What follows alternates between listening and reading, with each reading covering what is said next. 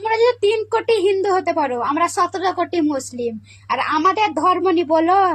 তা ওই দাদারা, একটা মেয়ে ছেলে মানুষ বলছে বিসমিল্লাহ করে ধরবো, আলহামদুলিল্লাহ করে ছাড়বো। বলার কোনো ভাষা খুঁজে পাচ্ছি না যে কি বলবো। তবে একটাই কথা বলবো, বেশ তো নাচ গানের ভিডিও করছিলে বোন, হঠাৎ কি হয়ে গেল? মানে একে অপরের জাতি ধর্ম নিয়ে এ ধরনের কটাক্ষ করে ভাষা বলা, কঠোর টাইপের ভাষা বলা, এগুলো কেন? একটা কথা বলি, তোমার পার্সোনালি কারো সাথে অশান্তি ঝামেলা ঝঞ্ঝট সেটা আলাদা বিষয়। তবে এই যে বিসমিল্লাহ শব্দটা, আলহামদুলিল্লাহ শব্দটা যেটা বলেছো, এটা তোমার বাপের তৈরিও না, আমার বাপেরও তৈরি না, ঠিক আছে?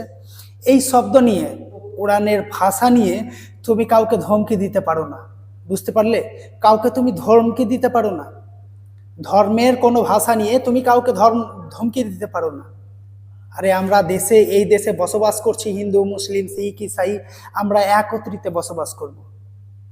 দুজন চারজন যদি খারাপ কথাবার্তা বলে, কেউ যদি খারাপভাবে তোমাকে কিছু গালাগালি করে, সেটাকে ইগনোর করো, তার বিরুদ্ধে তুমি আইনি ব্যবস্থা নাও। কিন্তু এইভাবে তুমি ধর্মের শব্দগুলোকে ইউজ করছো, এটা কিন্তু একেবারে মানে গ্রহণযোগ্য না।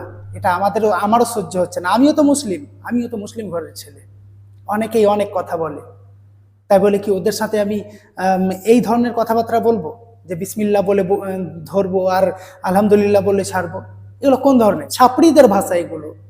যে জয় শ্রীরাম বলে এই করব, সেই এইটা বলে এই করব, আল্লাহু আকবার বলে ধরবো, এটা দিয়ে এই করব।